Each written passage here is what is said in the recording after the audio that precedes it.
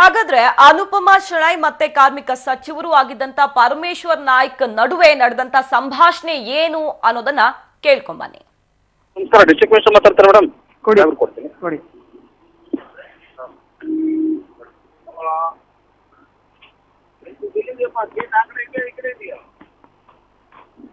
Hello sir ನಮಸ್ತೆ. ನಮಸ್ಕಾರ. ನಿಮಗೆ ಒಂದು ನಿಮಿಷ ಫೋನ್ ಹೋಲ್ಡ್ ಮಾಡೋ ಪೇಷನ್ಸ್ ಇಲ್ವಾ? ಇಲ್ಲ, ಎಸ್ ಪಿ ಅವ್ರದ್ದು ಕಾಲ್ ಬಂದಿತ್ತು, ಬ್ಯುಸಿಯಲ್ಲಿದ್ದೆ ನಾನು. ಎಸ್ ಪಿ ಅವ್ರ ಕಾಲ್ ಬಂದ್ರೆ ಡಿಸ್ಟ್ರಿಕ್ಟ್ ಮಿನಿಸ್ಟರ್ ಫೋನ್ ಮಾಡ್ತಾರೆ ಅಂತ ಹೇಳಕ್ಕಾಗಲ್ಲ ನಿಮಗೆ? ಇಲ್ಲ, ಆಗಲ್ಲ ಹೇಳಕ್ಕೆ. ಯಾಕೆ? ಮರ್ಯಾದೆ ಯಾಕಾಗಲ್ಲ? ಮರ್ಯಾದೆ ಕೊಟ್ಟು ಮಾತನಾಡಿ ನೀವು, ಗೊತ್ತಾಯ್ತಾ? ಏನಂತ?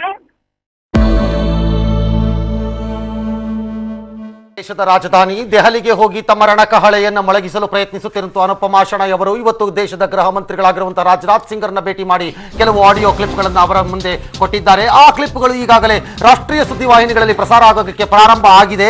ಇದೆಲ್ಲವೂ ಅನುಪಮಾ ಶೆಣೈ ಕೊಟ್ಟಿರುವಂತಹ ಕ್ಲಿಪ್ಗಳು. ಇದು ಮದುವೆ ಮಾತು ಸ್ಟ್ರೈಟ್ ಫಾರ್ವರ್ಡ್. ಇತ್ತೀಚೆಗೆ ನಟ ಯಶ್ ಹಾಗೂ ರಾಧಿಕಾ ಪಂಡಿತ್ ಗೋವಾದಲ್ಲಿ ಎಂಗೇಜ್ಮೆಂಟ್ ಆಗಿ ಸುದ್ದಿಯಾಗಿದ್ರು. ತಮ್ಮ ಕುಟುಂಬ ಹಾಗೂ ಆತ್ಮೀಯರೆದುರು ಉಂಗುರವನ್ನ ಬದಲಾಯಿಸಿಕೊಂಡ ಜೋಡಿ 5 ದಿನ ಆದ ಮೇಲೆ ಬೆಂಗಳೂರಿಗೆ ವಾಪಸ್ ಆಗಿದ್ದಾರೆ.